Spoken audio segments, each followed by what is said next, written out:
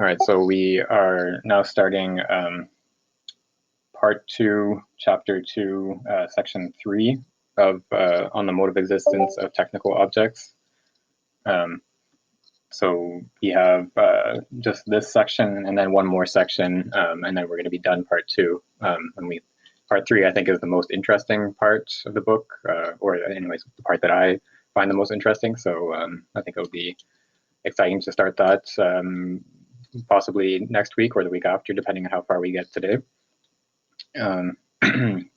So I'll start reading, and then we can just alternate readings as we go along. What page are we on, just out of curiosity? Oh, right. We're at page 147. Okay, so I'll start. Section 3, limits of the technical notion of information, limits of the technological notion of information in order to account for the relation between man and the technical object, the margin of indeterminacy in technical individuals, automatism.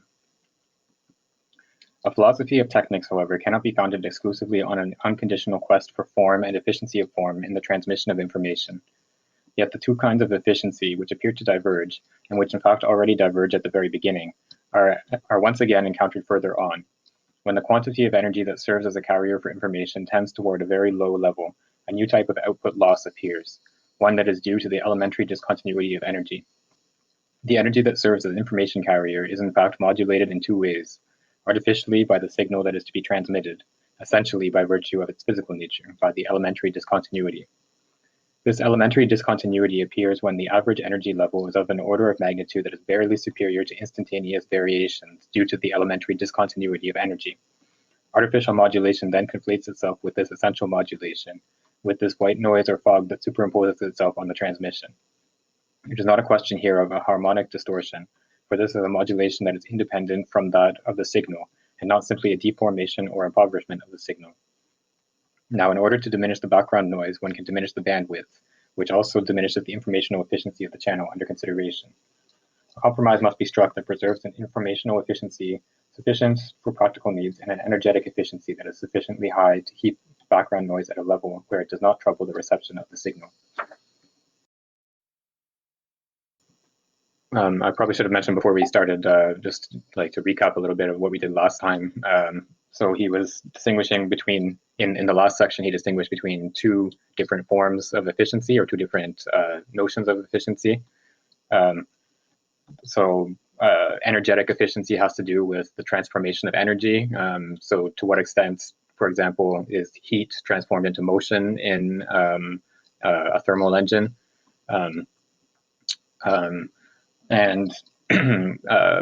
This form of efficiency, or prioritizing this form of efficiency, tends to incentivize the creation of bigger and bigger structures, so giant turbines, giant dams, giant engines, and so on, because the bigger they are, the more efficient the transformation of energy is.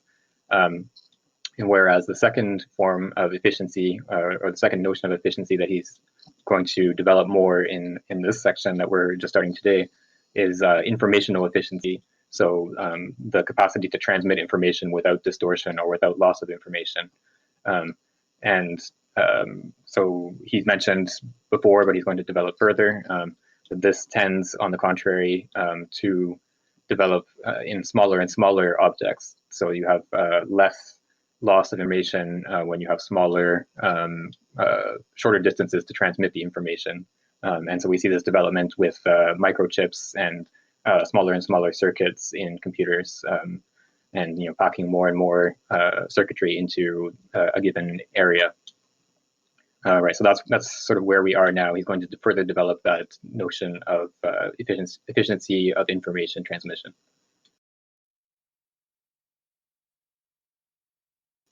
Would someone else like to read the next paragraph? I can read. And yet this antagonism, which is barely acknowledged in the recent work going on in the philosophy of information techniques, marks the non-univocal aspect of the notion of information. Information is, in a sense, that which can be infinitely varied, that which, in order to be transmitted with the least possible loss, requires a sacrifice of energy efficiency so as to avoid any reduction of the range of possibilities. The most faithful amplifier is the one with a very uniform efficiency independent of the scale of frequencies. It favors none of them, imposes no resonance, no stereotypy, no pre-established regularity onto the open series of varied signals that it must transmit. But information, in another sense, is that which, in order to be transmitted, must be above the level of pure random phenomena, such as white noise or thermal agitation. Information is then that which possesses a regularity, a localization, a defined domain, a determined stereotypy, through which information distinguishes itself from pure chance. When the level of background noise is high, the information signal can still be saved if it has a certain law. In other words, if it offers a certain predictability of the unfolding of the temporal series of the successive states that constitute it. In television, for instance, the fact that the frequency of the time base is well determined in advance allows for the synchronization timing pips to be extracted from an equally important background noise by blocking the synchronization devices 9/10 of the time, and by unblocking them for just a brief instant, for instance, a millionth of a second, when the synchronization timing pip must set in by virtue of the previously defined law of recurrence. This is the phase comparison device used for long-distance receptions. The reception of synchronization signals, in turn, must indeed be treated as information, but as information is more easily extracted from background noise, because the perturbing action of the background noise can be limited to a very small fraction of the total time, thereby rejecting as insignificant all the manifestations of background noise that fall outside this instant. This device is, of course, ineffective against a parasitic signal, which itself obeys a recurrent law with a period very close to the period intended for signal reception. There are thus two aspects of information which distinguish themselves technically through the opposed conditions necessary for their transmission. In one sense, information is that which brings about a series of unpredictable new states, not belonging to any series that could be defined in advance. It is thus that which requires an absolute availability of the information channel regarding all the aspects of modulation that it bears. The information channel itself must not contribute any predetermined form of its own, nor be selective. A perfectly faithful amplifier would have it to be able to transmit all frequencies and amplitudes. In this sense, information has certain aspects in common with purely contingent lawless phenomena, such as the movements of thermal molecular agitation, radioactive emissions, discontinuous electronic emissions in the thermoelectric or photoelectric effects. This is why a very faithful amplifier has greater background noise than an amplifier with smaller bandwidth, because it uniformly amplifies the white noises produced in its diverse circuits by diverse causes, by thermal effect in the resistances, and by discontinuity of electronic emission in the tubes. Noise, however, has no signification, whereas information has signification. By contrast, information distinguishes itself from noise because it can be assigned a certain code, a relative uniformization. In any case where noise cannot be directly reduced below a certain level, a reduction of the margin of indeterminacy and unpredictability of the information signals is performed. Such is the case mentioned above of the reception of synchronization signals by a phase comparator. What is reduced here is the margin of temporal indeterminacy. It is assumed that the signal will produce itself at a certain moment in a temporal interval equal to a minimal fraction, perfectly determined by its phase, of the period of the recurrent phenomenon. The device can be tuned all the more finely as the stability of the transmitter and the stability of the receptor increase. The greater the predictability of the signal, the easier it is for it to be distinguished from the chance phenomenon called background noise. The same holds true for the reduction of the frequency band. When a circuit can no longer transmit speech because of a high level of background noise, one can use a transmission of signals in a single frequency, as is done with the Morse code. At reception, a filter adapted to the unique frequency of transmission only allows for those sounds to pass whose frequency falls within this narrow band. A low level of background noise then comes through, all the more reduced as the received band narrows, i.e., as the resonance becomes sharper.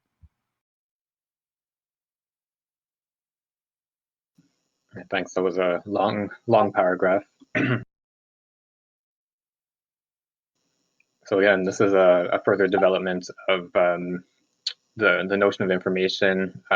So drawing on information theory, but he wants to, I guess, extend that notion or further develop that notion.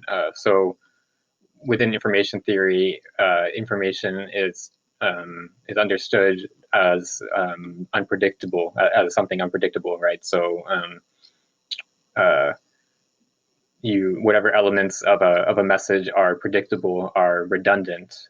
So you can measure the amount of redundancy within a message, and then only what is not predictable is the new information that's transmitted by the message. So Simoneau here is distinguishing between this sort of purely new information, as in the unpredictable, and then the regularities within what's transmitted. So if you're just trying to transmit the purely unpredictable information, then you need to have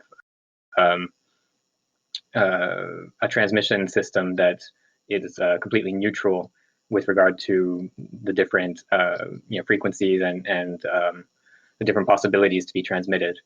Whereas if you're transmitting something that has structure and a certain predictability to it, then you can, for example, use a bandpass filter to only transmit a certain range of frequencies, and then you're filtering out background noise that is at other frequencies. So there's these two different notions of information transmission, whether you're transmitting something unpredictable or something predictable. And of course, any real message, whether it's speech or written text or whatever it is going to be somewhere in between the two, or a mix of the two. I use some pass filters, frequency pass filters, for editing the audio from this book group. So it's interesting that we're talking about that inside the book. Yeah, like any sort of audio editing, you'll use low pass, high pass, band pass, those types of filters to you block out, like you'll use a high pass filter to block out sort of like a low rumble type of noise that's causing distortion, or you'll use a low pass filter to block out any sort of, if there's like a high hum or electronic type of sound, something like that. So any types of noise that appears in one frequency band, you can use different filters to try to block it out, because you have a message that's predictable rather than just pure unpredictable information. Okay, would someone else like to read the next paragraph?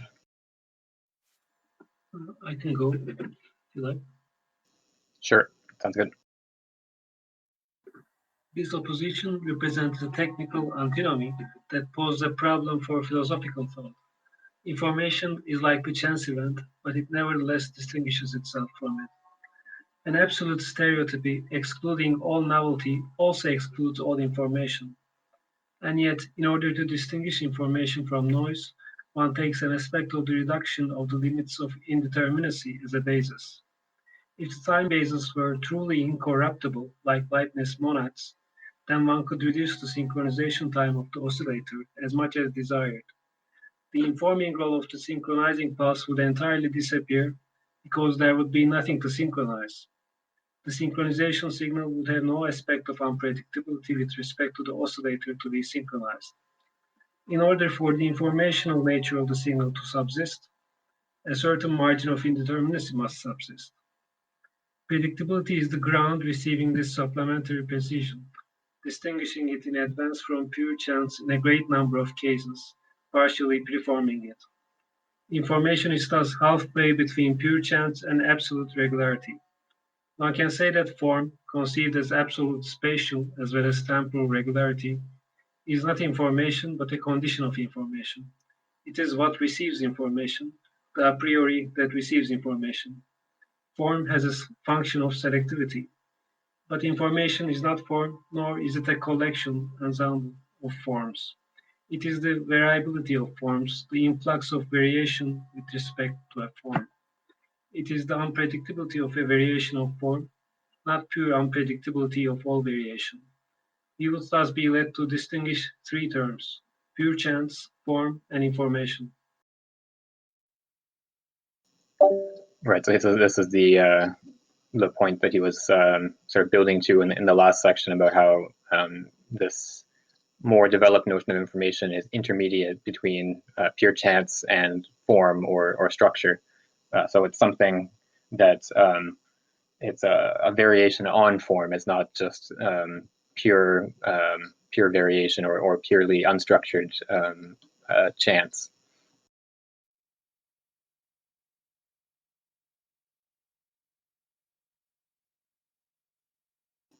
And maybe I should explain also that reference to Leibniz there about the monads.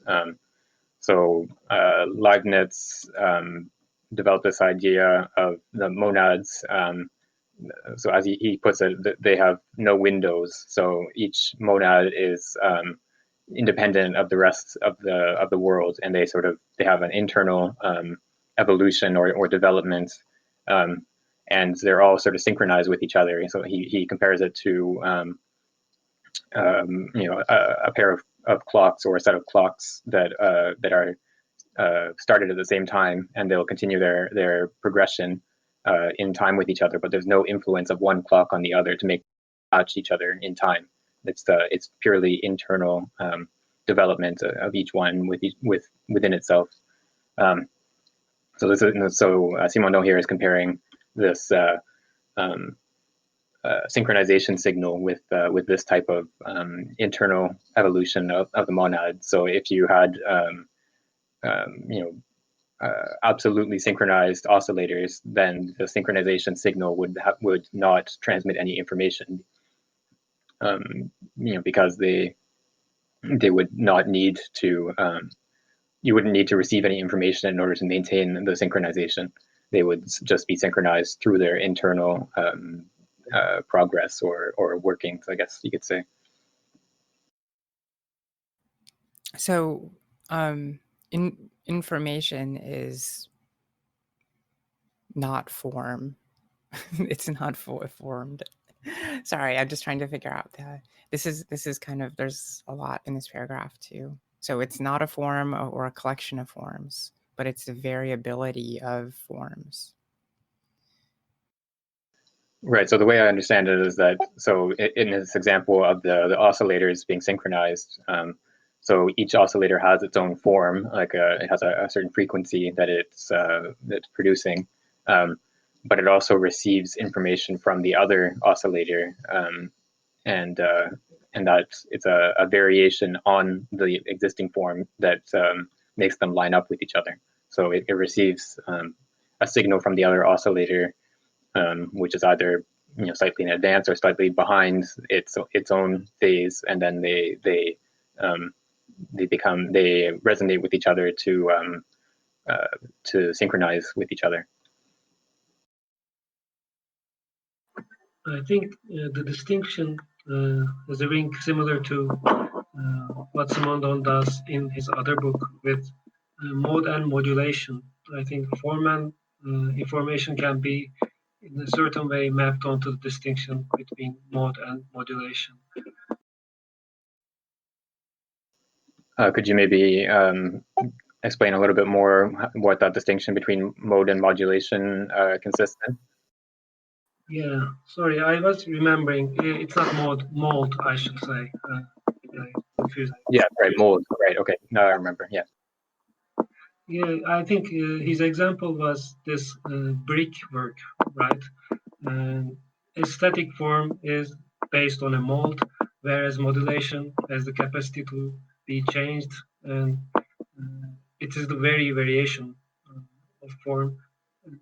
I think form is more static, like rigid, and the way in the next paragraph, he's going to distribute them according to the living, and the physical might also go to confirm this. Right. Yeah, that's a useful comparison, I think. So the way I remember it, and it's been a little while since I read this, but as I remember it, so he points to the example of a brick as an example of a mold. So you have like a wooden frame or whatever it is that you fill with clay, and then it imposes a form onto the clay as the clay dries. So it's a static form. And then modulation is the same type of process, but rather than with a static matter, it's with a stream, whether it's a stream of air or water or electricity or whatever it is. So it's a constantly changing form that is imposed onto the stream. So you can change whether it's the pressure or the speed or whatever it is. You can modulate it by changing it continuously. So yeah, that's the comparison between the mold and the modulation. And so I think it's a similar type of distinction that he's bringing up here, with form as something static and then information as the variation or the continuous modulation of that form.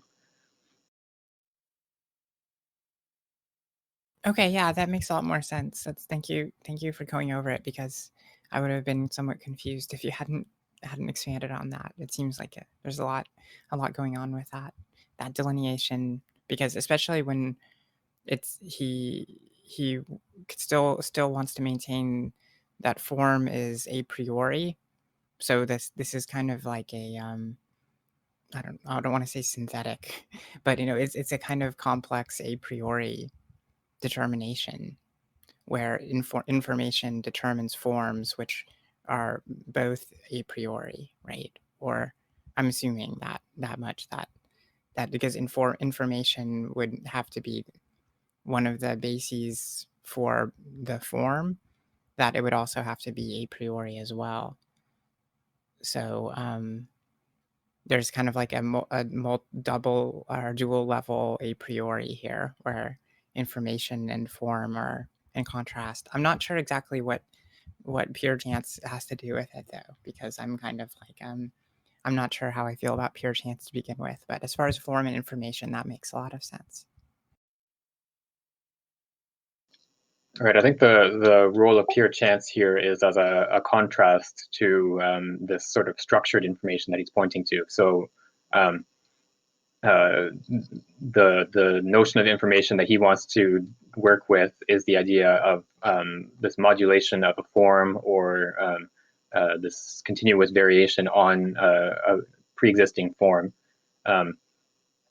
But then, so he wants to contrast that with the idea of a pure chance that would not have any relation to a pre-existing form. So you would have like so insofar as you're transmitting a message that is just pure chance, a random sequence of numbers or whatever it is, then you can't the information being transmitted is not related to a pre-existing form, so it's not predictable in that sense, and you can't filter out noise, for example, in the same way that you can with a predictable message. Okay, so it kind of functions as like a zero, sort of, to kind of contextualize the form information as both being like positive, in a contrast to pure chance, which would just be a kind of absence of all form or information, so to speak. Right. It's well, it's kind of like you have a zero on both sides. Like you have a zero information transmitted if it's just pure chance. There's no there's no information transmitted. And then also, if the message is 100% predictable, if there's no variation, then you're also not transmitting any information. It's only between those two extremes that you actually transmit information. So the message has to have some degree of structure, some relation to a pre-existing form, but also has to be not entirely predictable. So there's a certain amount of variation in the message. So it's only insofar as something is has both structure and variation that it actually constitutes information. All right, so I think we can go on to the next paragraph then, if someone would like to volunteer. Okay, no volunteers, so I'll read. However, to this day, the new phase of the philosophy of technics, which followed after the phase that was contemporary with thermodynamics and energetics, has not made a clear distinction between form and information. There is, in effect, an important gap between the living thing and the machine, and consequently between man and machine, which comes from the fact that the living thing needs information, while the machine essentially uses forms, and is, so to speak, constituted with forms. Philosophical thought will not be able to grasp the sense of coupling between man and machine unless it manages to elucidate the true relation that exists between form and information. The living transforms information into forms, the a posteriori into a priori, but this a priori is always oriented towards the reception of information to be interpreted. The machine, on the contrary, has been built according to a certain number of schemas, and it functions in a determinate way.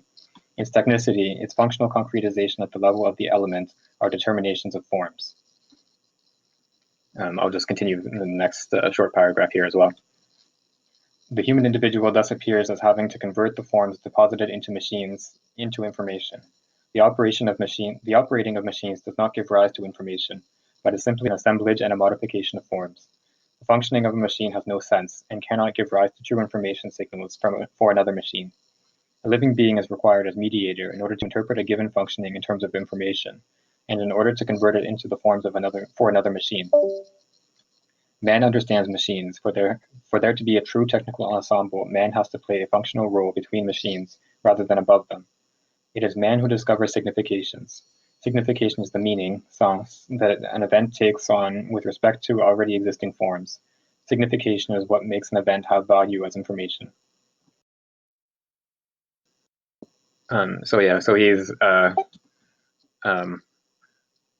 He's introducing this contrast between the machine and the living being with respect to their relation to information and form. So a machine, so how he describes it, a machine has to do with forms. It operates at the level of forms, and then the living being operates at the level of information. So it's something that integrates information into a form, but it's not purely at the level of form.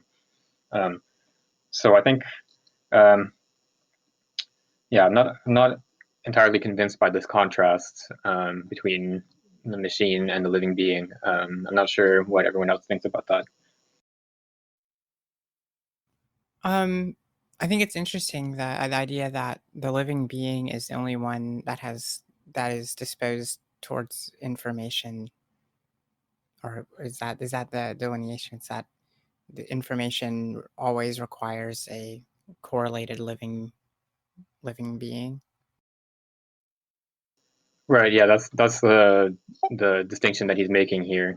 So information in the true sense, in the sense that he's developed in the previous couple paragraphs, always requires a living being to interpret it, whereas machines only operate on forms. I think I mean it seems like if you wanted to just say like, well, information is just the thing that defined as such, defined as that which requires a biological correlate. It doesn't seem like that is super problematic by itself. I mean, it does seem like when people talk about information, let's say like sensors, if you have a sensor array or something like that, you might say like, oh well, it picks up information. But I think it is kind of clarifying to kind of ground that information in the relevance to the life form, which is going to be informed by the information. It's not as though the sensors themselves are informed in that sense of usage of them. So I can understand that the use of information in this way. And also it doesn't seem like you lose anything valuable by excluding non-biological things as receivers of information, because kind of I guess I mean I can't see any case in which just talking about something as like a form would be insufficient for this kind of purpose. Like if like a sensor were to pick up some data, we already have the kind of discourse of picking up, so we don't really need to act as though sensors are actually themselves informed by what they pick up, right? Yeah, I guess the aspect that I'm I guess concerned by, or that that doesn't really work for me, is that living beings are themselves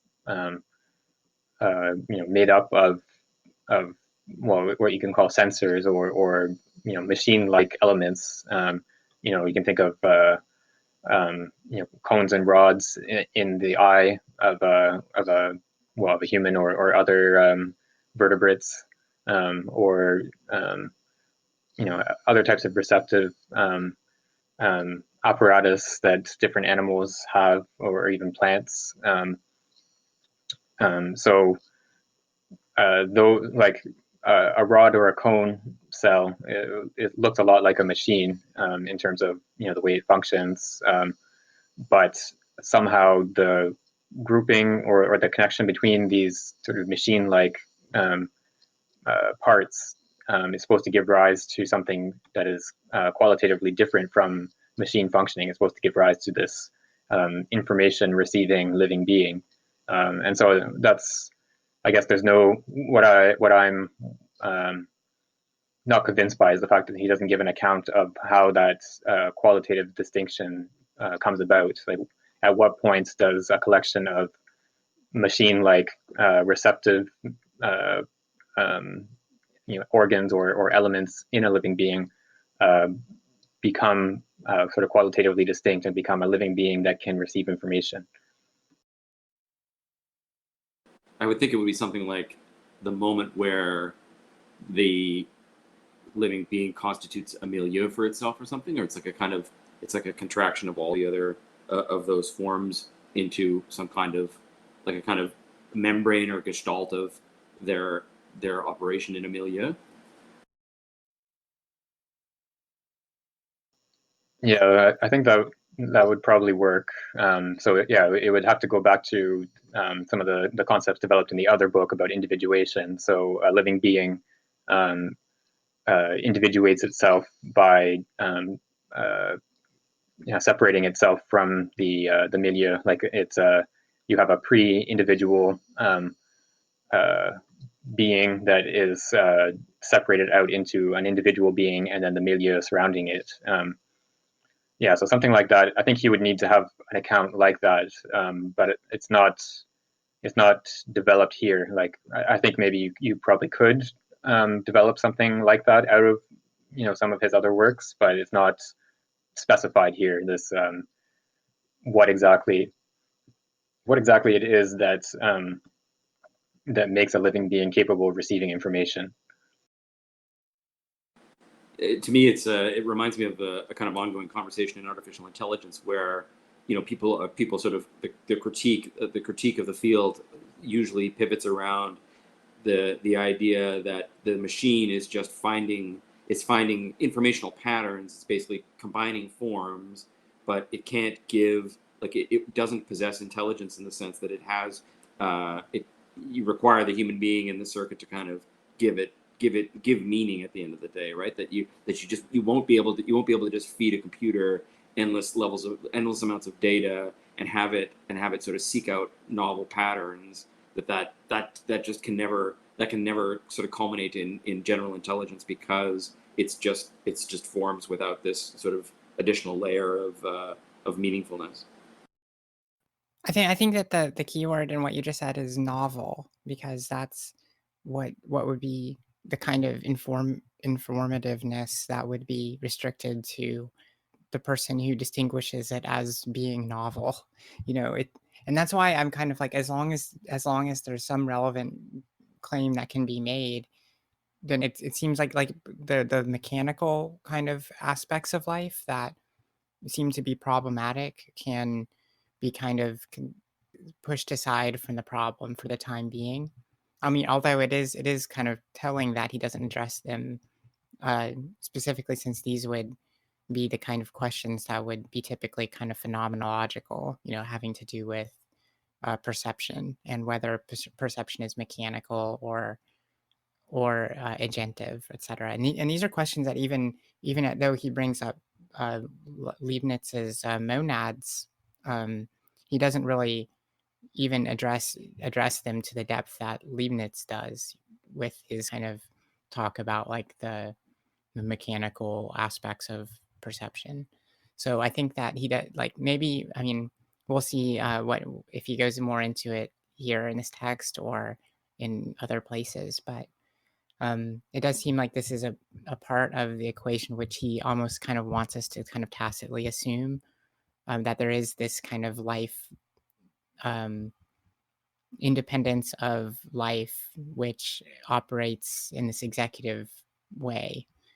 So, I mean, of course, this is sidestepping all the debates about in the philosophy of mind completely. So, but I mean, in some ways, I kind of like that method, because you can, because I don't really like to go into a lot of debates about philosophy of mind anyway, usually. And when it comes to perception and whether there like is some agentive role in like the emergence of the consciousness or something that is more so than just the aggregate of perceptive impulses or something like that. I think that this is just going to be kind of all pointing back to the same kind of question of consciousness, kind of simpliciter. So I'm not really as worried about it. It seems like you can get a lot of stuff as long as you assume, which I think most people do, that there is some relevant criteria for life versus mechanized processes. Then I think that you can take that kind of biological locality and make the kind of arguments that he does without really having to pinpoint like where the line is, so to speak. Like, are your eyes informed? You know, is some relation between your eyes and your executive function? Is that what is informed about this? Like, of course, this is not what, I don't think it would be even possible for him to go into this successfully, because that's such an obscure issue. Especially, I mean, a little less so now, but it's still very obscure. Yeah, I think that's fair. So, I mean, he does sort of sidestep an issue here, but I think, yeah, it's more that he just sort of passes through it quickly, I guess you could say, rather than sort of developing it in more detail. He just sort of makes some assumptions and then hopes that the reader will grant them with him. But I think you're right to also when you pointed towards novelty as being important there. So what I'm thinking of is with the example of artificial intelligence, like the way that chess playing computers work, for example, involves basically calculating all tons of different possible moves, like going through different possible moves and saying like, does this, which of these 10,000 or 100,000 or whatever possible moves, which of these ends up with the best position?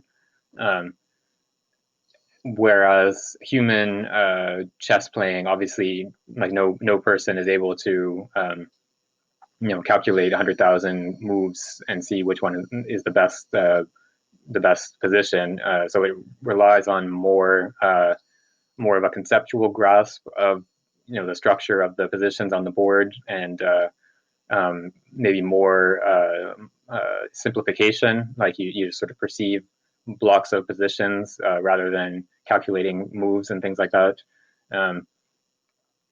But at the same time, the chess playing computers are able to beat the best chess players now, and other games like Go as well.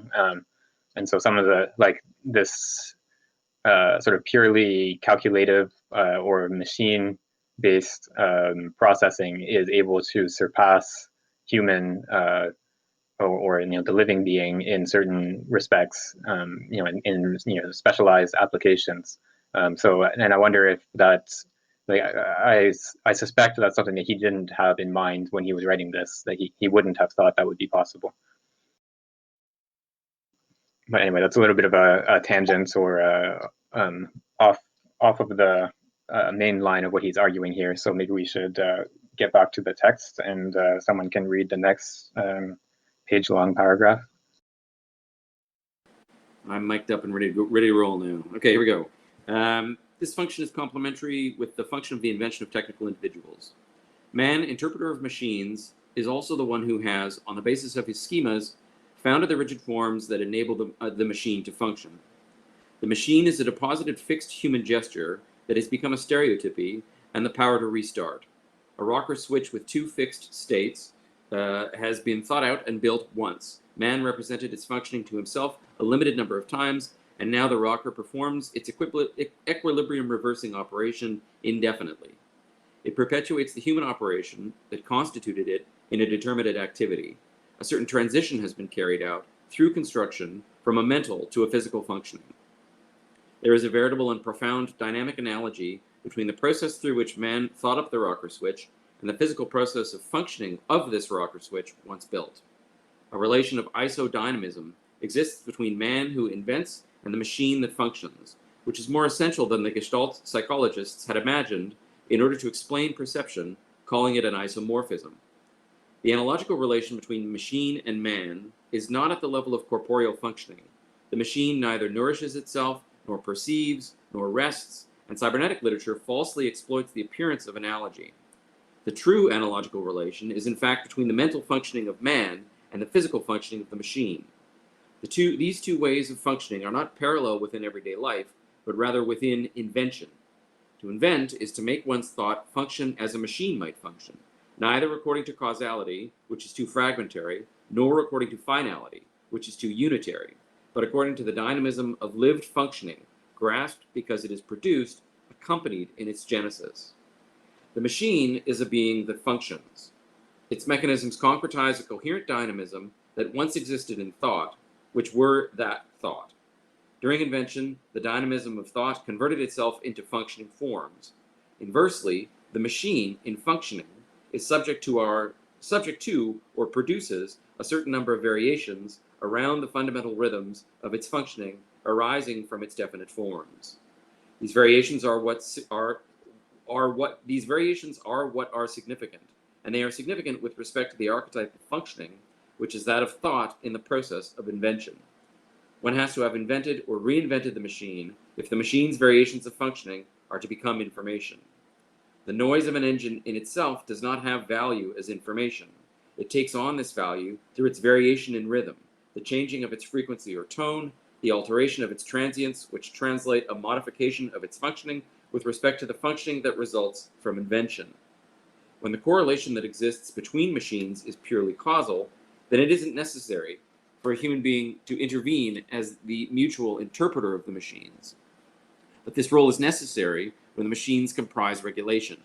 A machine that has regulation is in effect a machine that harbors a certain margin of indeterminacy in its functioning. It can, for instance, go fast or slow. Henceforth, its variations in speed become significant and can take into account what is happening outside the machine, in the technical ensemble.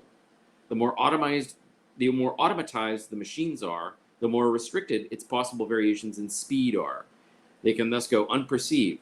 But what is happening here is, in fact, what is happening for a very stable oscillator that is synchronized by another even more stable oscillator. The oscillator can continue to receive information as long as it is not rigorously stable.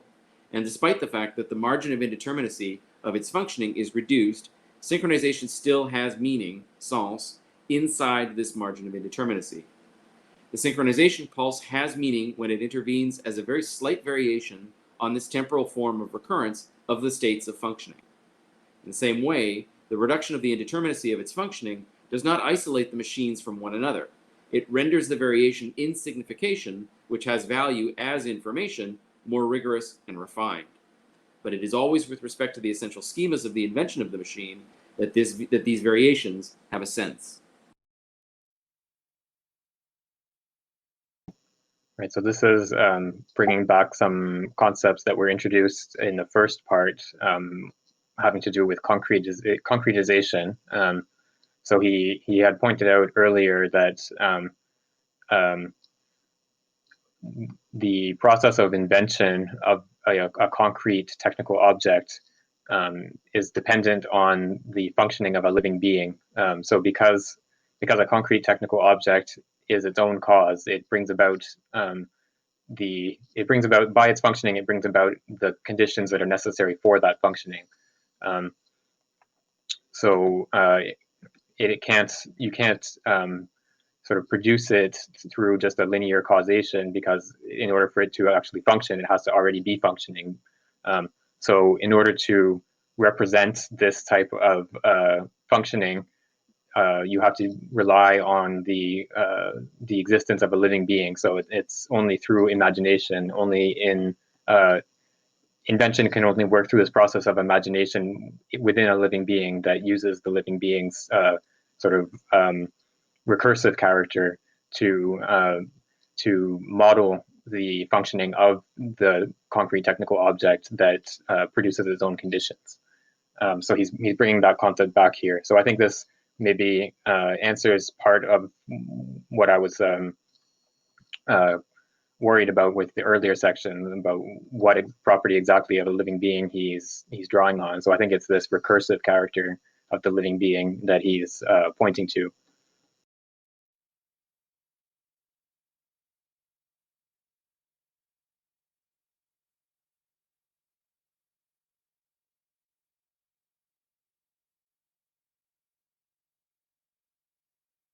I think oftentimes we apply the kind of category of functioning or function to humans and what humans do. Like we think of certain life as having some kind of function. Of course, there's a long philosophical history of this, and as well, there's like kind of an ordinary usage of kind of like whether we think that we can talk about human actions as whether they function to serve some kind of purpose. And I'm not sure if it's entirely out of the question to think of humans as subject to the same kind of functional conditions that functions in general would be and machines would be as well. Like there seems to be some kind of basis in which there's a functional symmetry between human action and machine process. And this is, of course, what the cyberneticists kind of point at and call like the isomorphism. And that's where the isomorphic kind of structure that is really important in things like neural nets and stuff like that, and work in philosophy of mind um, and theories of thinking that are more related to computation. So like computational theories of thought that in which like thought is seen as kind of coextensive with computation in some model. I think it's interesting that this language is seen as already kind of like fulfilling a certain kind of function. Like when you find this kind of structural symmetry, then you're worried about something which is already kind of begging the question, or assuming the consequent rather, about whether it's functionally closed.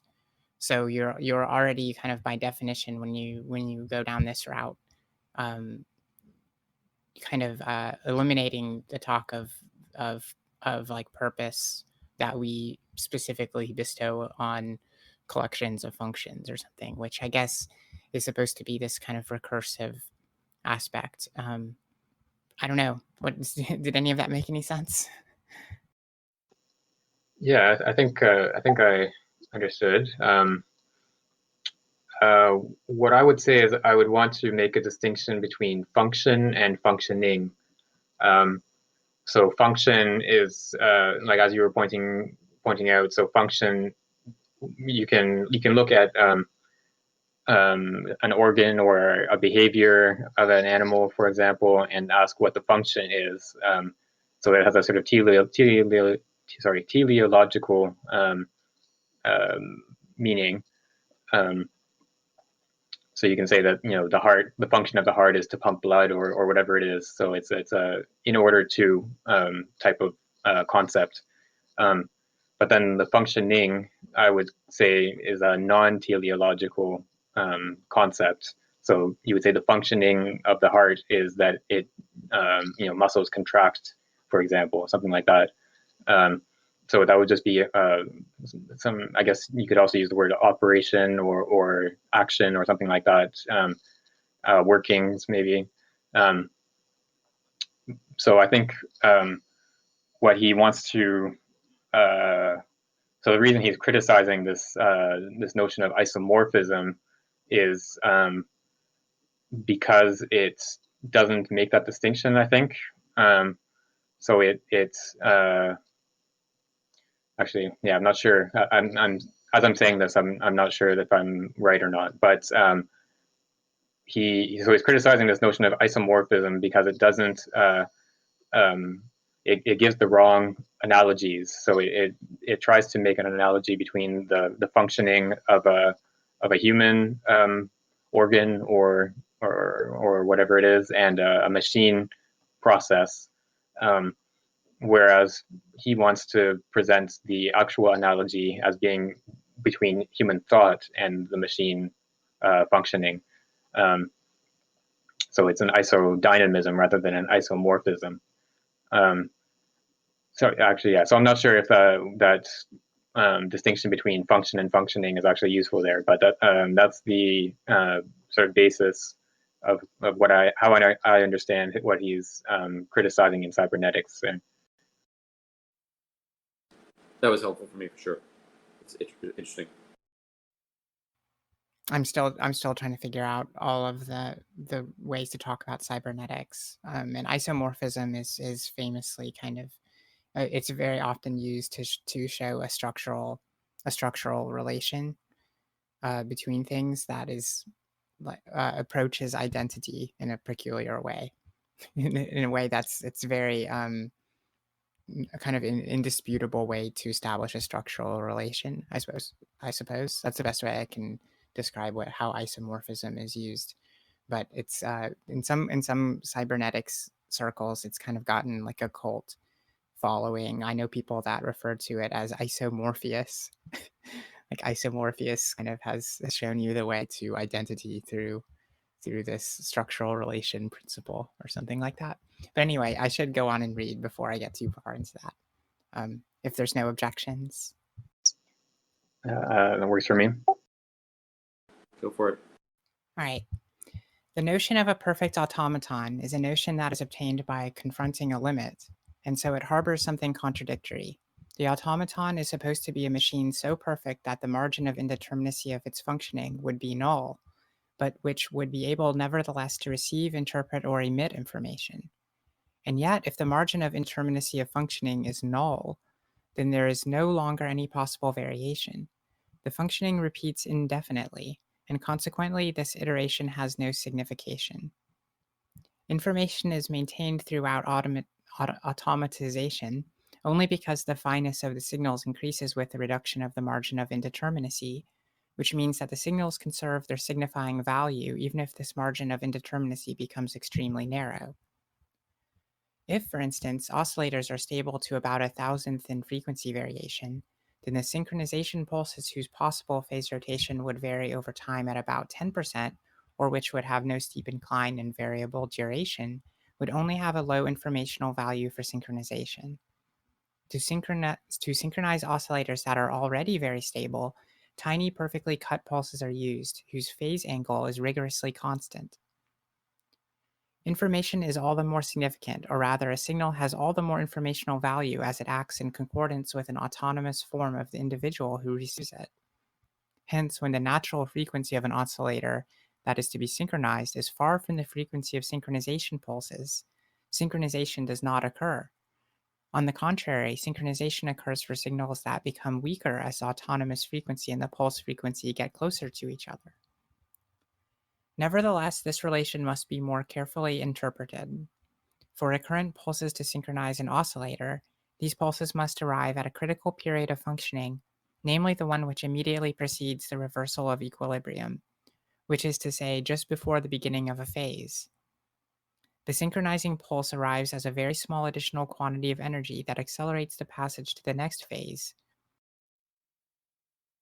at a moment in which this passage was not yet fully accomplished. The pulse triggers. It is for this reason that the greatest fineness of the synchronization The highest sensitivity is obtained when the autonomous frequency would be ever so slightly lower than the synchronizing frequency. With respect to this form of recurrence, the pulses with a very slight advance take on a meaning, sense, and carry information. The moment in which the oscillator's equilibrium will be reversed is that in which a metastable state is created with an accumulation of energy. Right, so this is another one of these bits where he gives like a lot of technical detail about like 1950s electronics that is a little bit obscure, I think, to readers today, or people that are not like, I don't know, amateur electricians or something. But I think one of the key points is right at the beginning of the paragraph, where he's talking about the idea of a perfect automaton, or something like absolute automation. And he points out that this is a sort of a contradictory idea, because on the one hand, it has to be something that will function like automatically without any input. It will just repeat its functioning indefinitely. But then on the other hand, it also has to be able to receive information. You send in the specification for what it's supposed to produce, or whatever it is. So it has to, for the first condition to be true, it has to have like the margin of indeterminacy has to be reduced as much as possible. It has to just reproduce the same operations over and over again without variation. But then for the second condition to be true, it has to have a wider margin of indeterminacy, so that they can receive instructions and vary what it produces. So it's a contradictory concept.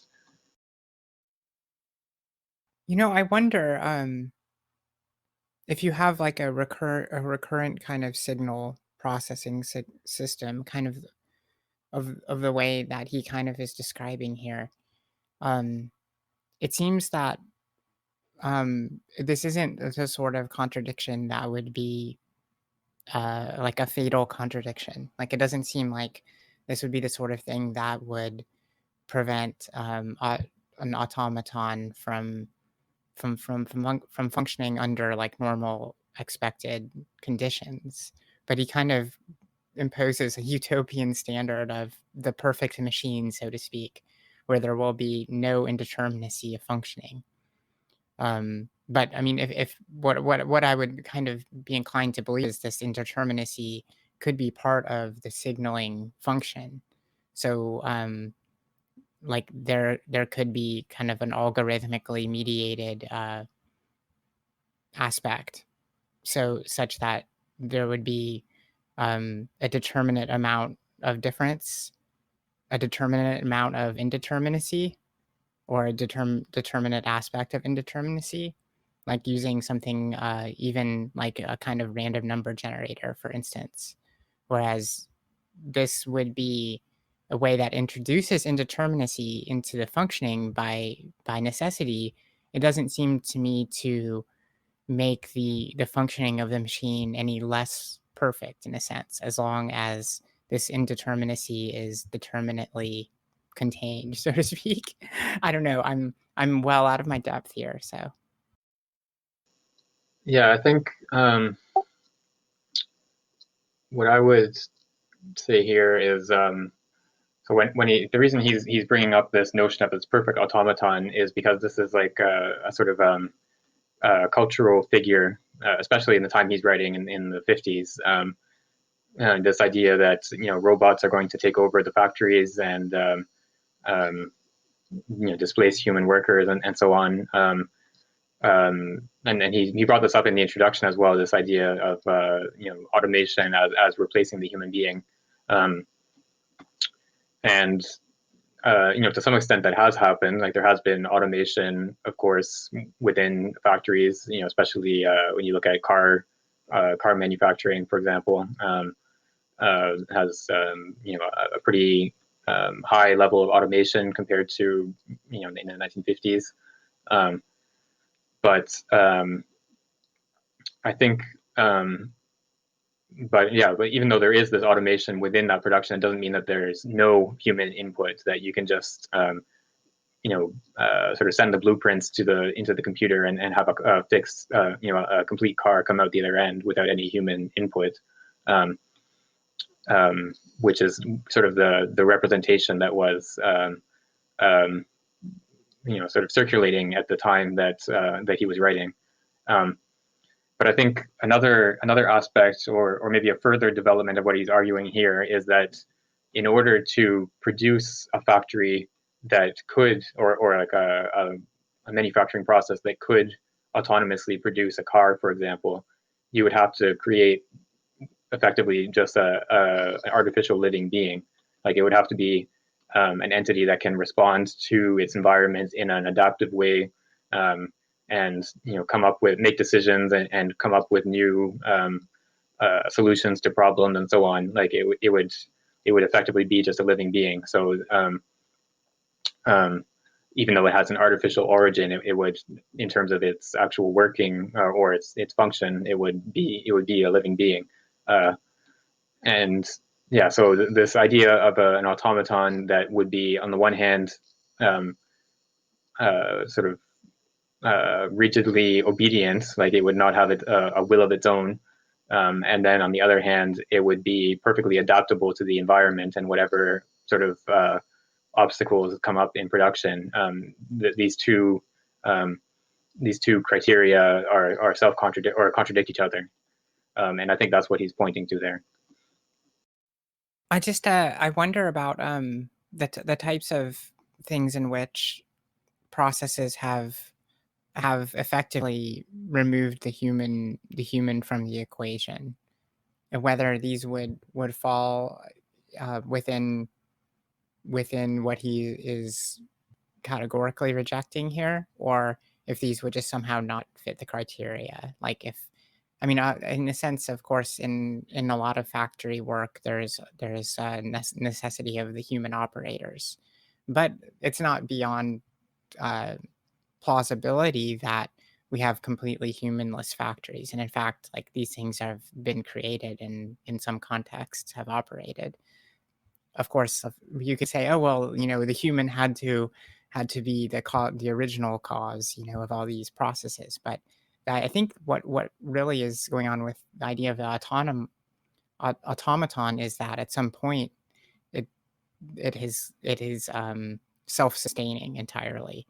So I don't think it necessarily speaks to kind of like the causal, the original origins. Of course, like if something could break down and need maintenance, and then somebody would be needed, theoretically. But if you had a kind of assist maintenance systems that were also automatized, you could theoretically mitigate that without the need for human interaction. And I just wonder how he how the kind of like more contemporary developments in the complexity of automation would change what the way his argument is working out. Like, and also if there is something that like if it got so complex, then it would constitute life. This would seem to be in antagonism to his criteria, which seems to necessitate a external kind of life form to make the kind of executive decisions related to a functioning technical object. So it's kind of interesting to see, because I still think that his arguments are correct, but for the most part, yes, that's the term.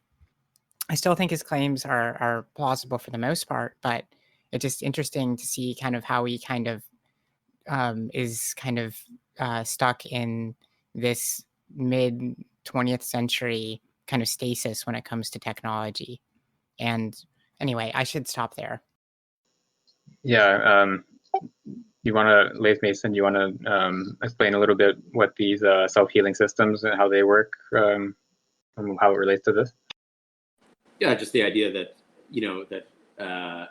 whatever if we're sort of in pursuit of the perfect automaton, then part of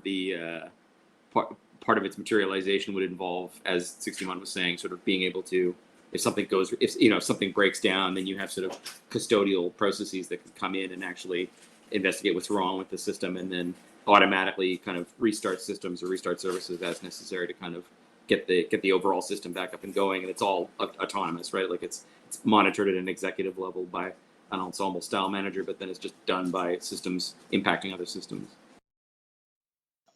Right. Yeah, that's interesting. I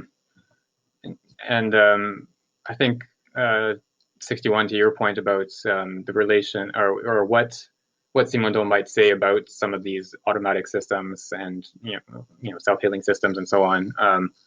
I think, I mean, the way I understand it, I think my guess is that he probably did not expect something like this to be possible. Like, there was a sort of famous or infamous book from, I think, the 1980s about what computers can't do. It's called What Computers Can't Do by Hubert Dreyfus.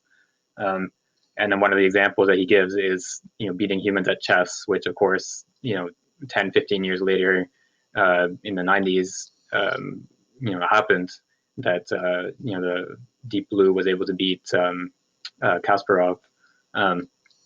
So I think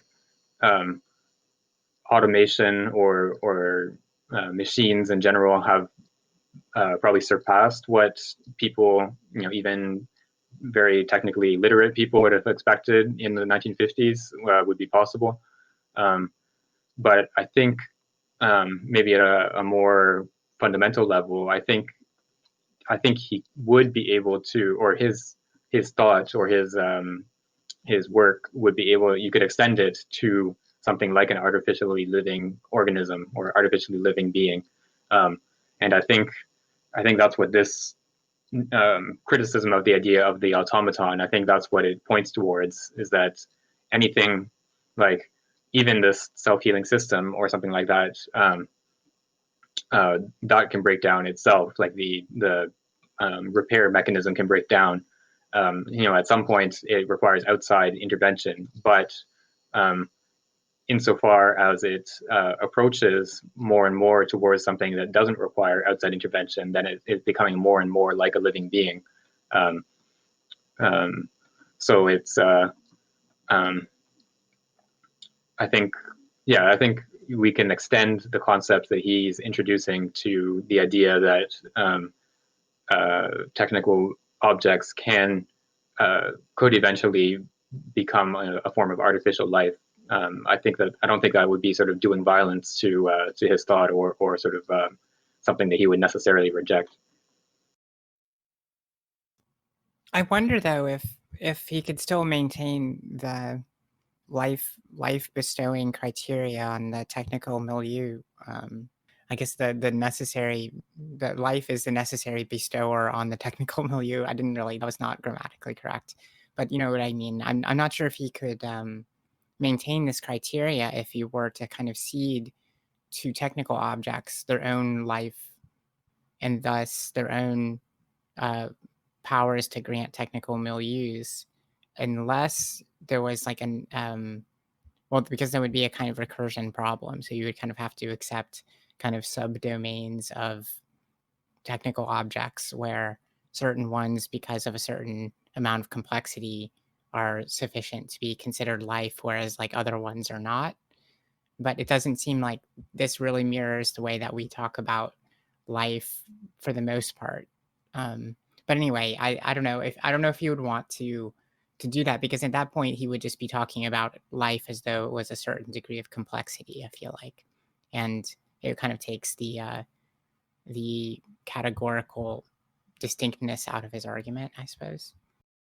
And you'd also have to account for how computer science and how that his account of signification, I think, is very different from the kind of conceptual commitments that need to be made in computer science to talk about intelligence in terms of what semiosis is and what signification is. Like that would be so that there would be a kind of there might in a similar way that you're describing, there would be kind of an internal contradiction or conflict between that would sort of render the idea of artificial life kind of somehow contradictory in the overall of what he's doing. Basically, not maybe there's probably an argument to be made about saying something interesting about artificial life in the context of this book. But again, if you start to import other ideas from the individuation books, like we were talking about earlier, then I think it would get a lot more complicated.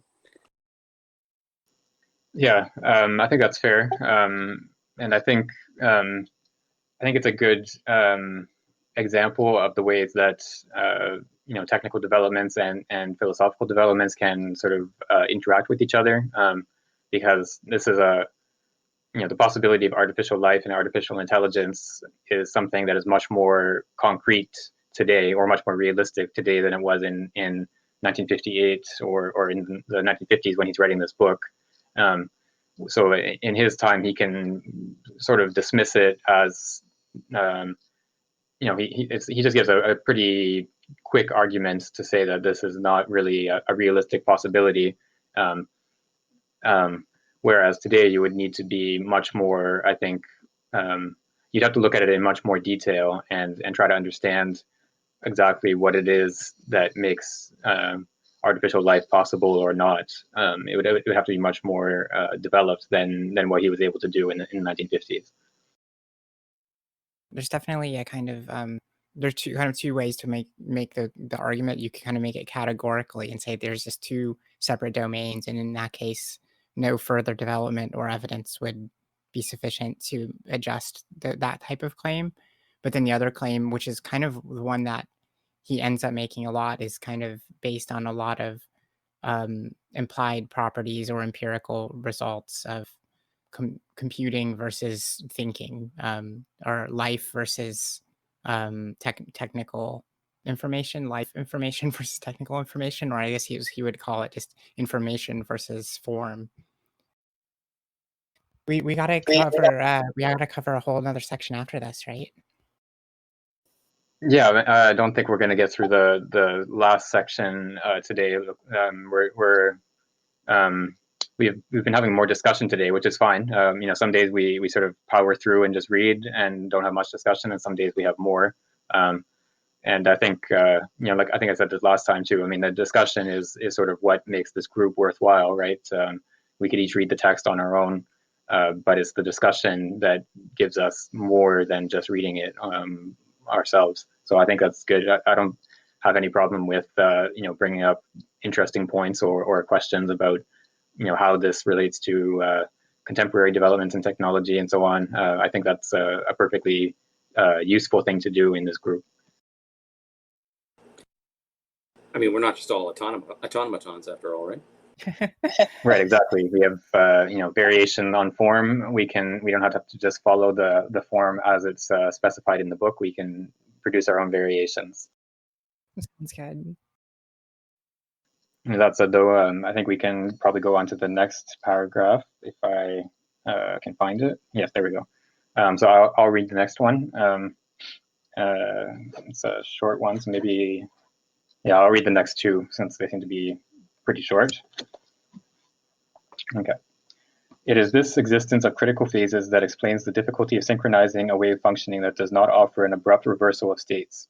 A sinusoidal oscillator synchronizes less easily than a relaxation oscillator. The margin of indeterminacy is effectively less critical in the functioning of a sinusoidal oscillator. Its functioning can be modified at any moment during the course of its period. In a relaxation oscillator, on the contrary, indeterminacy is accumulated at each end of the cycle, rather than being spread over the whole duration of the cycle.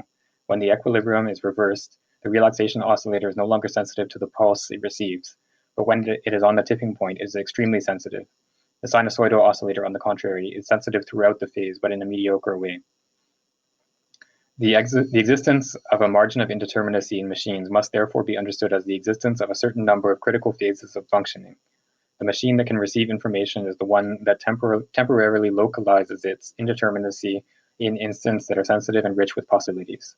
This structure is one of decision, but it is also that of the relay. The machines that can receive information are the ones that localize their indeterminacy. I'll continue here too. This notion of the localization of decisions within functioning is not absent from books on cybernetics.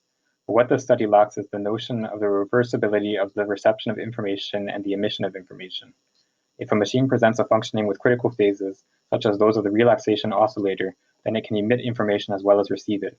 A relaxation oscillator thus emits pulses, as a result of its discontinuous functioning, which can serve to synchronize another relaxation oscillator. If one couples two relaxation oscillators to each other, these two oscillators synchronize in such a way that one cannot say which one synchronizes and which one is synchronized. In fact, they synchronize each other, and the ensemble functions as a single oscillator, with a single period that is slightly different from the periods proper to each one of the oscillators. So is he saying that there is some sense in which machines can receive information, but it seems to be in slight contradiction to the claims he made about signifying function, and that being something which is reduced to like the human domain or the domain of like life. So how does this kind of dice with that last position on information, where information was bound to a human receiver, so to speak? Because this seems to be saying that a machine of this particular type, that which localizes indeterminacy, can receive information in the same way that a human could. Is this different, or how does this make sense? Yeah, that's a good question. It looks like he's using the term information in two different ways in those two different sections. So a couple paragraphs earlier, we had that claim that machines operate with forms, and then only a living being can receive information. But I think that that has to do with this richer notion of information that he's developed. Whereas in this paragraph here, when he says that right near the bottom of page 153, he says the machines that can receive information are the ones that localize their indeterminacy. I think that would be the more standard notion of information, rather than the one that he's introduced or developed in earlier in this section.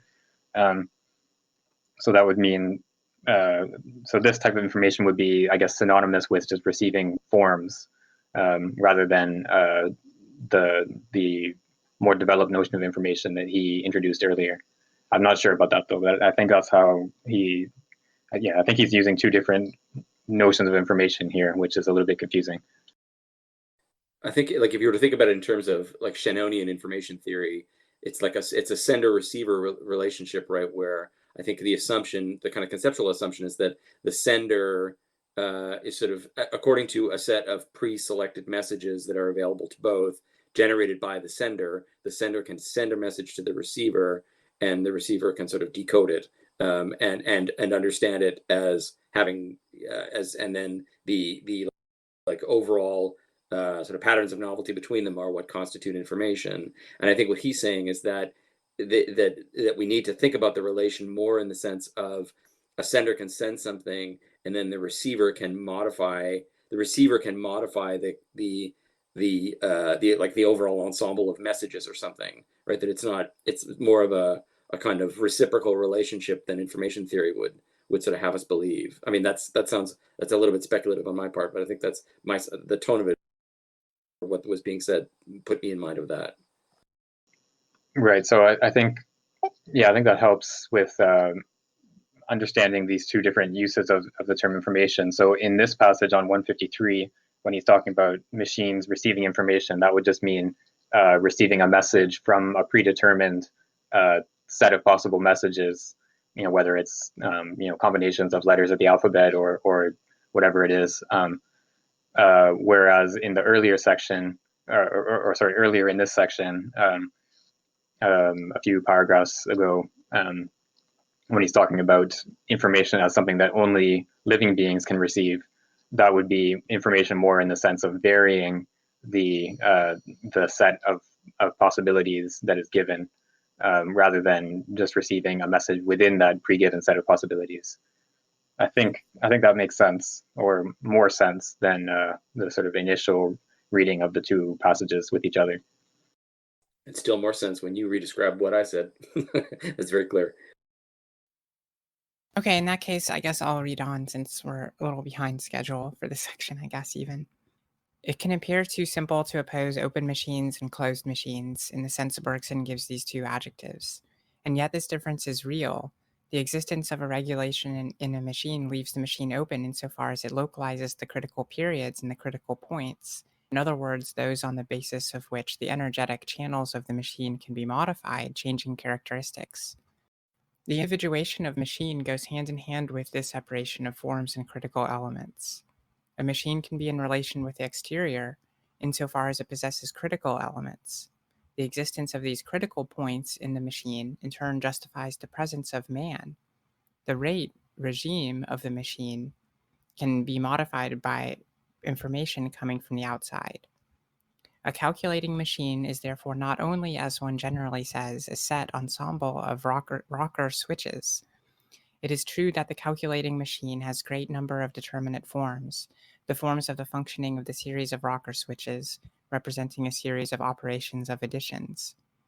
But if the machine consisted in this alone, then it would be useless, because it wouldn't be capable of receiving any information. In fact, it also has what one could call the system of schemas of decisions.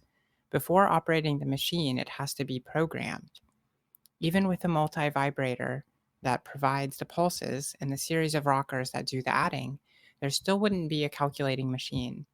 It is the existence of a certain degree of indeterminacy that makes calculation possible. The machine contains a set ensemble of selectors and of commutations that are commanded by programming. Even in the simplest case, that of a scale composed of rockers and counting pulses such as those used after the Geiger-Müller tube counters, there is a degree of indeterminacy in its functioning. The Geiger tube under voltage is in the same state as the relaxation oscillator at the instant in which it will start a new phase, whereas a multivibrator in the instant in which it will switch by itself. The only difference is that this metastable state, corresponding to a constant voltage in the Geiger-Müller tube, prolongs itself in the tube in a durable way until an additional energy triggers ionization, whereas in the relation oscillator or multivibrator, this state is transitory as a result of the continuation of activity in the resistance circuits and the capacitances external to the electronic tube or thyratron. It's always a challenge to read some of these paragraphs. I have no idea what a thyratron is. Yeah, this is more 50s electronic stuff, which it would be great if we had like someone who knew some of this technical stuff, like an expert on 1950s electronics who could explain some of this stuff to us. But unfortunately, we have to just make do with what we have. We'll do that, and when we do the Simone reading group revisited, years from now, we'll go back and. Yeah, we'll have to like recruit an engineer or something to come join our group. Or maybe we'll all have developed that knowledge by then, just by incidents or serendipity. My interest is piqued with the Thyratron because apparently it was used in the original jukeboxes, so that's pretty cool. Interesting. I wonder what it is. I guess I can go on with some more of this cool 50s technology talk. If there's no more Thyratron comments. Maybe just before we go on to the next paragraph, we can just pause a little bit on this distinction between open and closed machines, which so he sort of qualifies that distinction, but he does think it's a useful one to make. And it seems like what he's pointing to here is the capacity of or the existence of programmable machines. So computers, of course, being the sort of prime example. So a computer has a sort of general function, and then you can input a program to give it more specific functioning in a specific situation, and then you can change the program for a different situation.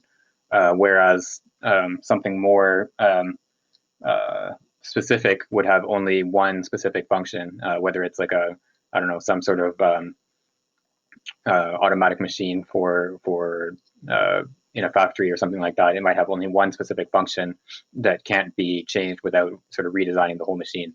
So I think that's the distinction between the open and closed machine that he's pointing to here. That's a useful distinction to make. I was kind of wondering about the types of machines which would have to be programmed to function versus the other ones, and it makes sense that's what he was talking about with the distinction between open and closed machines. Although it's interesting that he quotes Bergson on the two sources of morality and religion in relation to open machines and closed machines. So I'll have to keep that Bergson text in mind. Yeah, as far as I remember, Bergson is talking about open and closed societies, not open and closed machines. But Simondon is sort of drawing on that same distinction, but using it for machines instead, which is interesting. An interesting sort of transition from one set of concepts to another. Yeah, maybe we can go on to the next paragraph. I don't think, we probably won't finish the whole section today, but that's okay. The next section is short, so we'll have a little bit of this section and then the rest of the next section for next time. Sounds good. Here, I'll continue reading, I suppose. This margin of indeterminacy can be found in all the varying types of devices that can transmit information. A continuous relay, such as a thermoelectronic or crystalline triode, can transmit information because the existence of potential energy defined at the limits of the supply circuit is not enough for determining the quantity of effective and actual energy that is sent into the outlet circuit.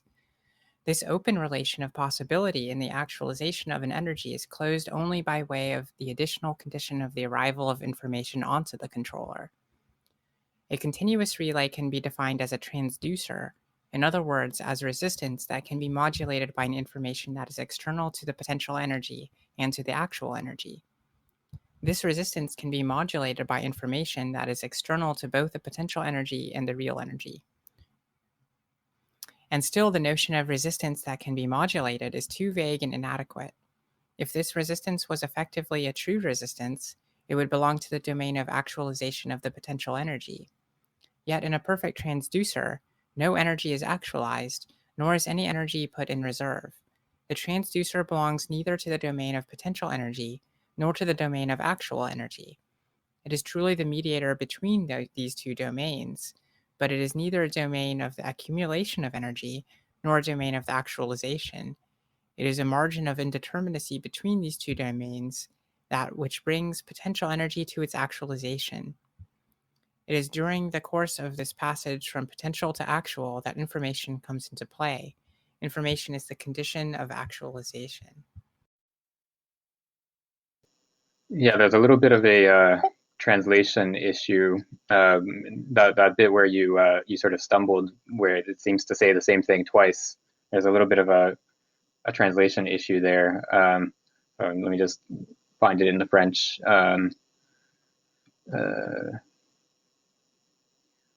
Right, so it says, so in English, it says, a continuous relay can be defined as a transducer, in other words, as resistance that can be modulated by information that is external to the potential energy and to the actual energy.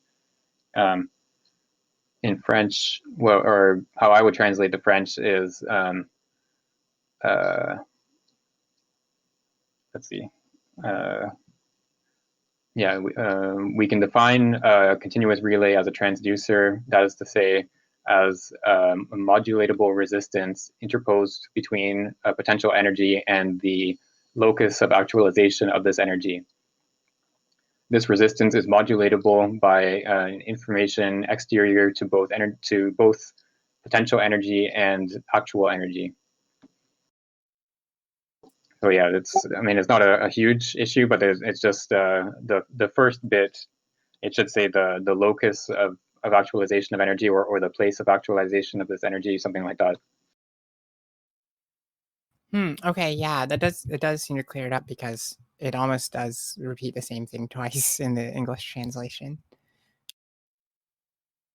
Yeah, it just looks like the translator sort of copied or got mixed up between those 2 points right there.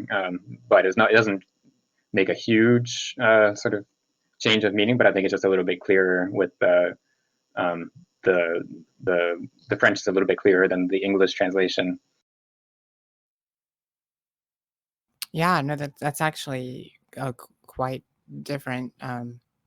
Yeah, that makes me think that you should have written the translation. Can you actually say it one more time? I'm actually going to take it down. This seems important enough to be worth putting in my marginalia here. So yeah, so the way I would translate that sentence, so the one in English, it starts, a continuous relay can be defined as a transducer. So I would translate that same sentence. We can define a continuous relay as a transducer, that is to say, as a modulatable resistance interposed between a potential energy and the locus of actualization of this energy. This resistance is modulatable by an information that is exterior to potential energy and to actual energy. Thanks. Yeah. Yeah, I mean, like, I think, I mean, I haven't been checking the French and the English all the way through, but everything I've sort of followed along, it's generally a very good translation. There's just, occasional bits where, they made a mistake or where I disagree with the translation or something like that. It's generally very good. I tried to make a little note in my PDF. Not sure exactly where to cross out, but I guess it's where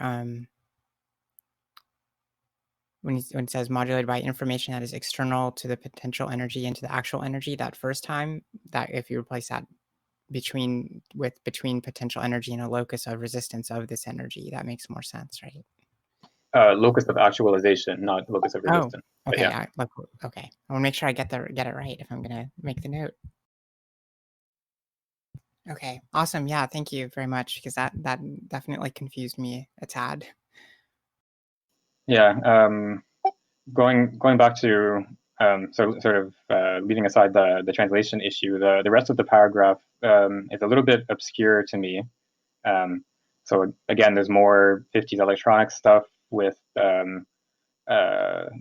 transducers and resistance, but it seems like the idea, or sort of the at the conceptual level, sort of beyond the sort of pure technical level, he's talking about the idea of information being the information as the condition of actualization, or as the margin of indeterminacy between actual energy and potential energy. But I'm not sure I understand exactly what that means. I don't know if anyone else has a better understanding of that. Well, it doesn't sound like it. I don't know. I wish I did. I remember learning in physics about potential energy. So I know it's a fairly kind of basic concept, but I don't really deal with it enough to really know how to talk about it correctly. Yeah, I mean, potential energy has to do with something that can bring about work in a situation. So something like if you put a ball at the top of a hill, it takes a certain amount of energy to lift the ball, like from the bottom of the hill to the top, and then that energy is sort of stored in the position of the ball. So the ball has potential energy that it can roll down the hill. So a certain work can be carried out.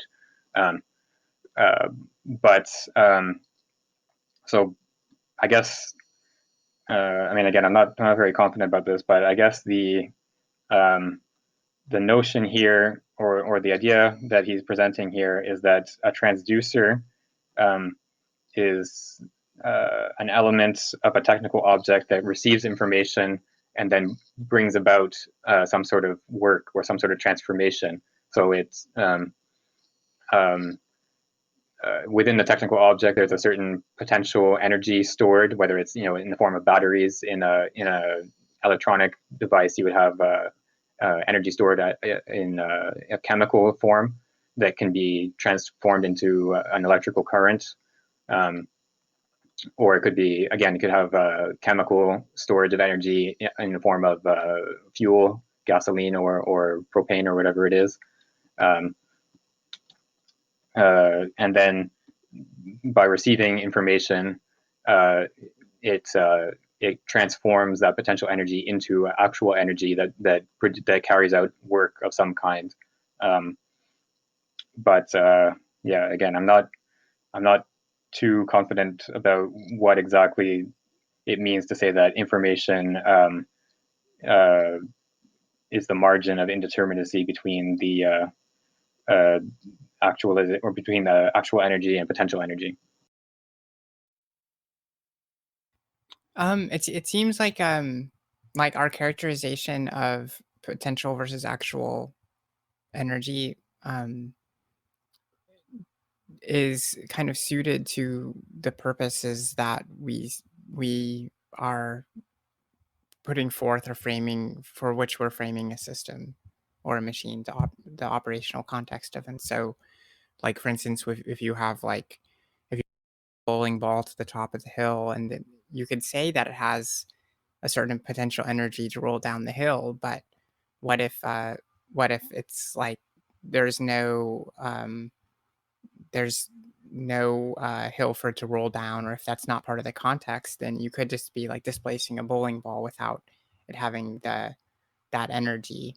So it's almost as though we define the kind of systemic contexts for which we can, whether things are potential or actualized within that systemic. I'm not sure if this is what he's getting at entirely, but this is what I can make of this type of relationship, I guess. That we kind of we have systems of actualizations that are contextually mediated by the system in which we've kind of designated. So this kind of whatever is indeterminate in the system is kind of taking that role between the potential and the actual. Does it make sense to like throw back to the figure of the governor that we looked at last week? Like that I'm just reading this last little passage to say that, like, is the governor an example of a transducer in the sense that it's not actualizing energy, nor is it putting it in reserve. It's really just a kind of a way of patterning them together, basically through a kind of mediating relationship of information. Yeah, that might be a good example. I think that helps. So the governor doesn't produce energy. It doesn't actualize energy or store it in any way. It just governs the process by which the potential energy in the fuel is turned into work in the motion of the machine. So yeah, I think that makes it a little bit clearer. But yeah, so something I would want to come back to at some point and see if we can, explain it a little bit better after we've seen further developments. Yeah, it does seem to be kind of the control function, I guess, in terms of a system, right?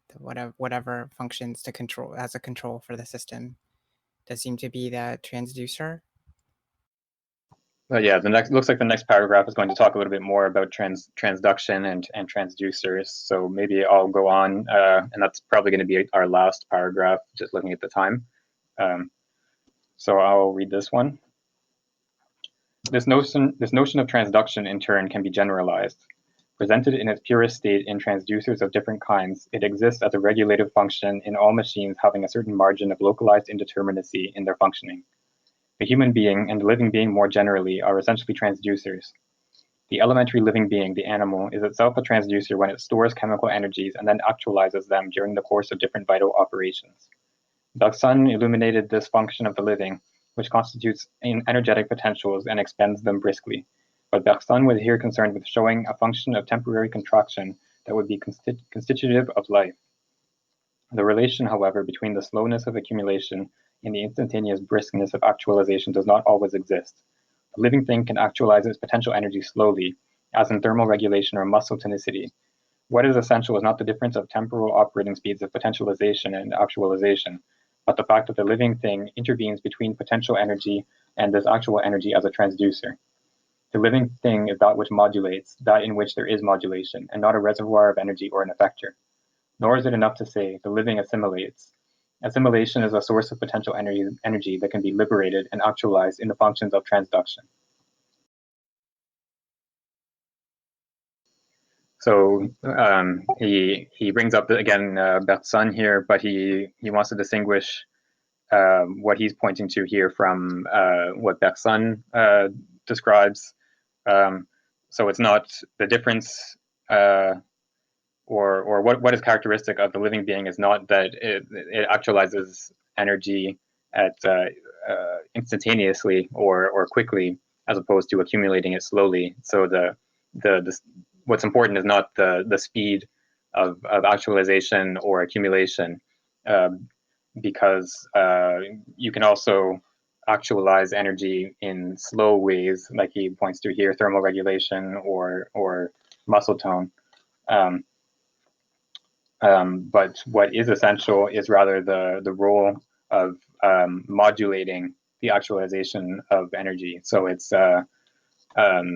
like we pointed to in the last section, the function of control or governing the actualization rather than serving as a store of energy or being an actualization of energy. So yeah, this concept of modulation has come up a couple times in this section so far today,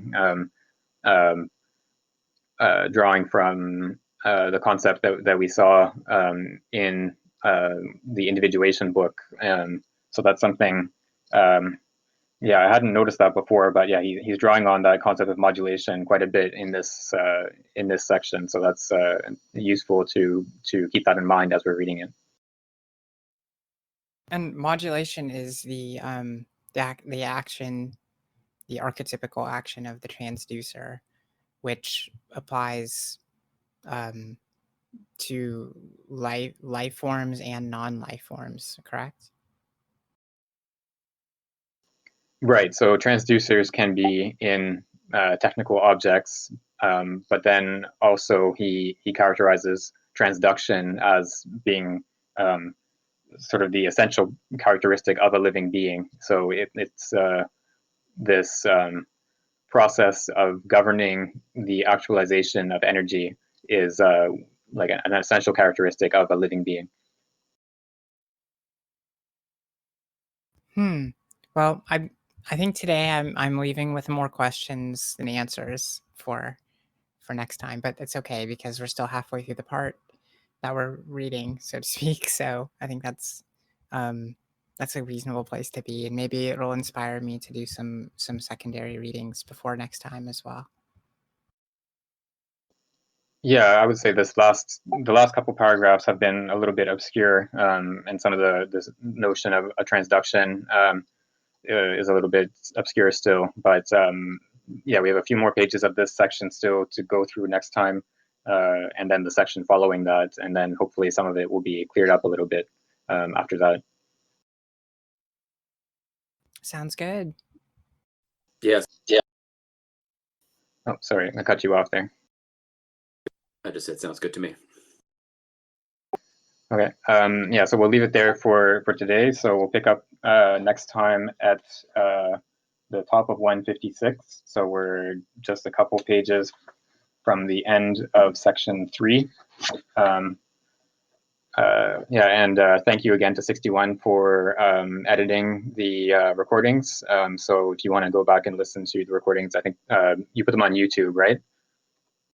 Yes, of course. I think y'all have the link. I hope everyone who's listening has the link to the YouTube channel. If not, you can find it on the Simondon Reading Group on YouTube, because Simondon has like no name recognition.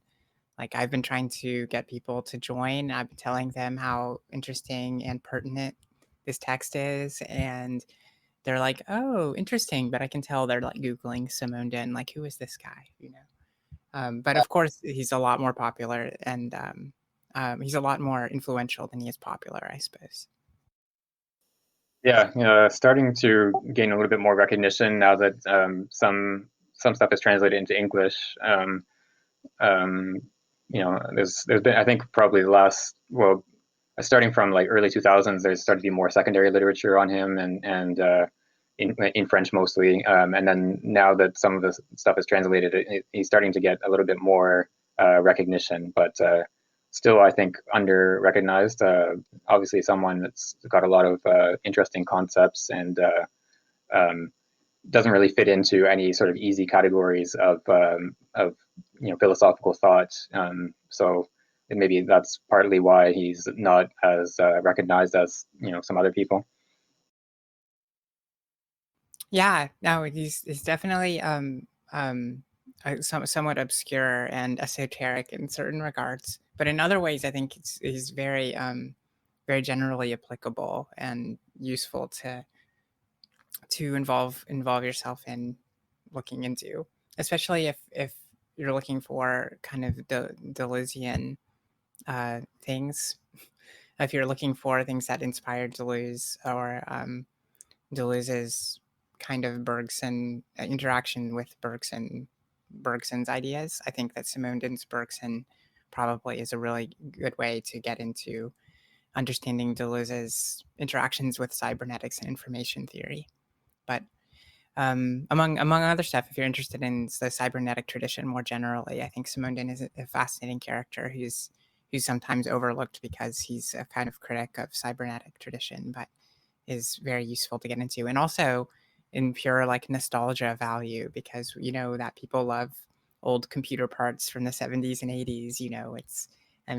All these like tubes, electric tubes instead of circuitry. It's like anything that is somehow inefficient has this nostalgic character to it. So I predict that Simondon will become more popular over time as people grow tired of contemporary technical philosophy and want to go back to this golden age of technological development and what the perspectives were related to that. But anyway, thanks to everyone for coming, and I hope to see y'all next week. Yeah, thanks everyone. Likewise, enjoyed it. Take care, guys. Bye. Bye.